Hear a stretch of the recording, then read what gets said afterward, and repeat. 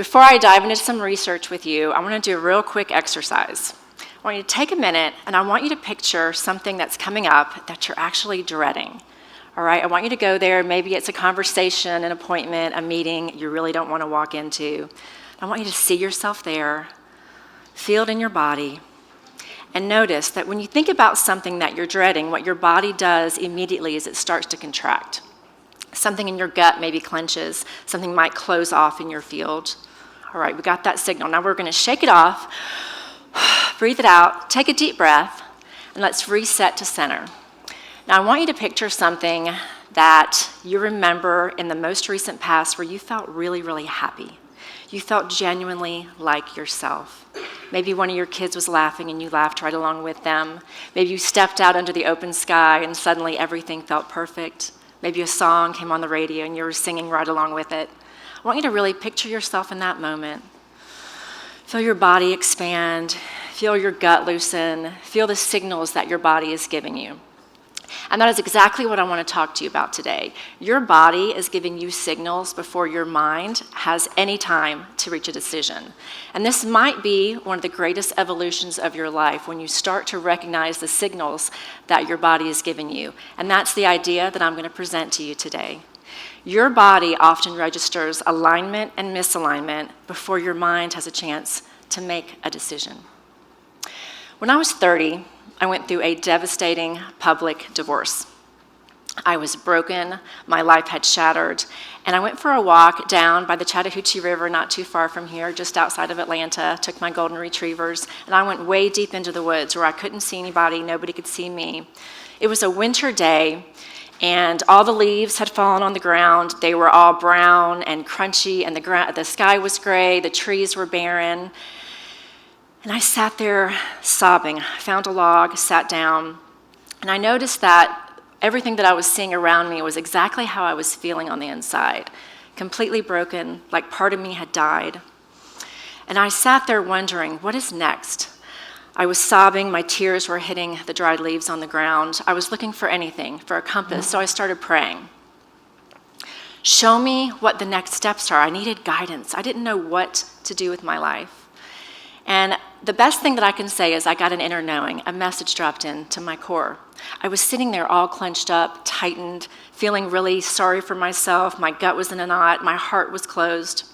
And when this inner knowing dropped down, I felt myself loosen. Something expanded, because what it said to me was, Karin, I know that everything around you and inside of you looks dead right now. I know you think that your life is over, the life that you thought you were going to live. But what if everything that looks dead around you is actually going into creation mode and forming new soil for a new life that was up ahead? A shift. Something in me relaxed, something in me opened, and I found a compass that sent me into a new pathway for my life. And that pathway led me to go back to school. I went and earned my master's degree in counseling, my PhD in counseling and education. I studied lifespan transitions. I spent a lot of time researching divorce, grief, trauma, loss. I wanted to understand, how do people find their way back when life shatters? What is working? Over time, I became a researcher, an educator, a therapist, eventually an author. And I've worked with thousands of people all over the world at this point, and what I've come to realize is that people aren't really lost because they're broken. They're lost because they're disconnected from themselves. They've been taught somewhere along the way to abandon themselves. So fast forward, in 2023, I created something called the Soul Inventory, which was a self-assessment tool. 3,000 people took it online, and what I asked people to do was to rank from 0 to 10. I had 12 categories of life, like joy, presence, self-confidence, inner power, and I asked them to rank their satisfaction with each one of those pillars in life to tell me how satisfied they were with each one. I fully expected inner power and confidence to rank at the lowest, but you know what surprised me? The result showed that the two lowest scoring pillars of life were joy and alignment. Joy being how much time people were making for having fun in their lives, for play, joy, adventure, feeling really free. That ranked a 3.4 out of 10. The second lowest marker was in alignment. Alignment was, how much do you feel like your life, your job, your relationships, your lifestyle, how much does it really feel like you? That ranked a 3.6 out of 10. So what people were saying wasn't, I feel powerless. They were saying something far more painful, and that was, I feel disconnected from who I am. I don't have that many moments where I really feel joyful. The truth is, people were not suffering from a lack of potential, a lack of purpose. They were suffering from a lack of permission.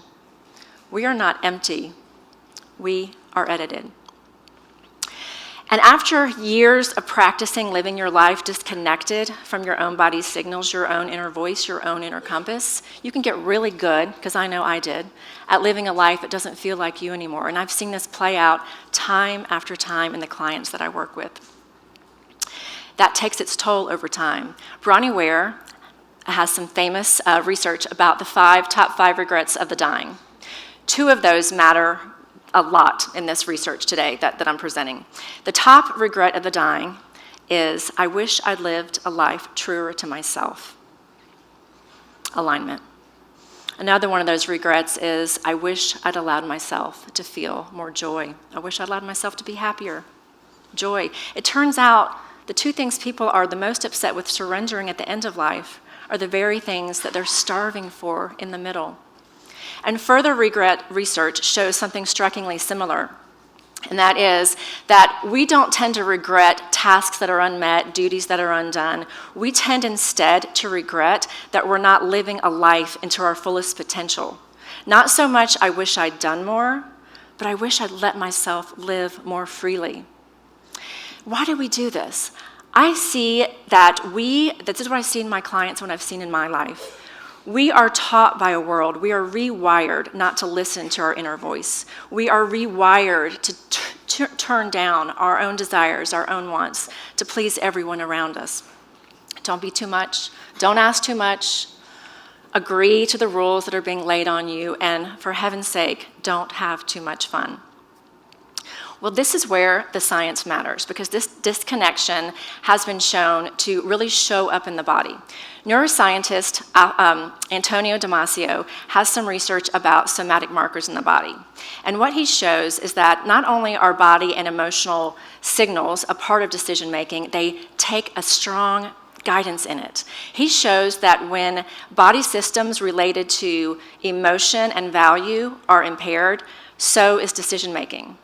Furthermore, the Johns Hopkins research team has identified the enteric nervous system as a system of 100 nerve cells running up and down the gastrointestinal tract that are directly in contact with the brain continuously.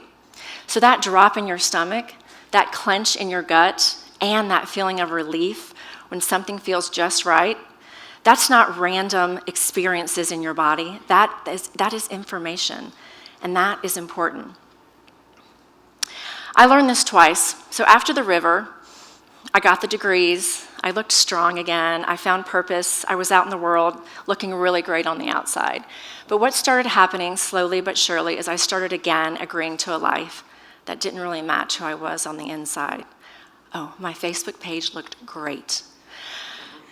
My resume looked much healthier than my nervous system. And my body began protesting. I was agreeing to live a life that wasn't in alignment with me. And I started suffering from the inside out. Maybe like many of you who have gone through a life where you're feeling contracted, you're giving in when you really want, you're saying yes too many times when you really want to say no. Your body starts getting louder and louder and louder. For me, I started getting sick. I got chronic bronchitis, laryngitis. My voice literally went away. Depression, anxiety that I kept hidden from the world outside of me because I didn't want to rock the boat. I didn't want anyone to know that I was suffering the way that I was. Until it got louder and louder, and what I experienced was a season of traumatic events that was capped by a profound spiritual awakening. I started listening. it got so loud I couldn't go back to the way that I was. Even though it rocked the boat, I decided to make changes in my life.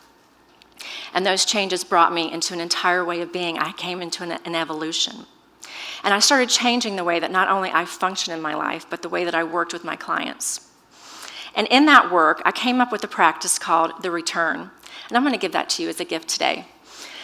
Whenever you're feeling lost or stuck and you're not quite sure what to do and you're looking for your compass, I want you to ask yourself 3 questions. They're very simple, they're very similar, but they're very profound. The first question, what do I want? Simple, right? The first answer that's probably going to come up for you is going to come out of your mind, and it's going to start with, well, I really should, or I really need to. It's okay, that's what you were taught to think. The second question we're going to drop from your mind into your heart. I want you to think a little bit more deeply. I'm going to ask that question, I'm going to tweak it just a little bit. You ask yourself, what do I really want? And as you ask yourself that question again, I want you to picture yourself swiping away all the needs of other people, all the obligations, all the old promises that no longer align with who you are. And we're going to go a little bit deeper for the third question, a little tweak, but very profound. I want you to drop into your core. Deep breath. What do I really want if no one else gets a vote? And what I want you to do is pay attention to your body. And the only requirement here is that when you answer it, I want you to answer it out loud, and I want you to say, I want, and then fill in the blank. As you scan the options in your mind, pay attention to what your body tells you as you're thinking about what you really want. Pay attention to what expands, what contracts, what feels heavy, what feels lighter. Your body is giving you signals. Now, there is a caveat. Not every single feeling is a reason to change your life or is an immediate instruction. Maybe you're dreading going to the funeral, but you really need to be there. Maybe you're really scared about taking a big pivot at work, but you know it's yours to take. The goal is not to obey every single feeling, every whim. The goal is to stop abandoning yourself. Stop treating your emotions like they're an inconvenience. Stop being afraid of recognizing what is inside of you because you're too afraid of rocking the boat outside of you. Stop abandoning the feelings that you have and stop treating joy like a reward that you somehow receive because you're making everyone else around you happy. Joy is not an indulgence, it is your birthright. And it is your body's signals walking you back home. So if I could go back and talk to 30-year-old me, I'm going to tell her something that I'm also going to tell you. Stop abandoning yourself. Your body is not betraying you. Your emotions are not betraying you. They are trying to walk you back home to a life of more joy, more abundance, more life. Because sometimes your body knows before you do. You just need to give yourself permission to listen.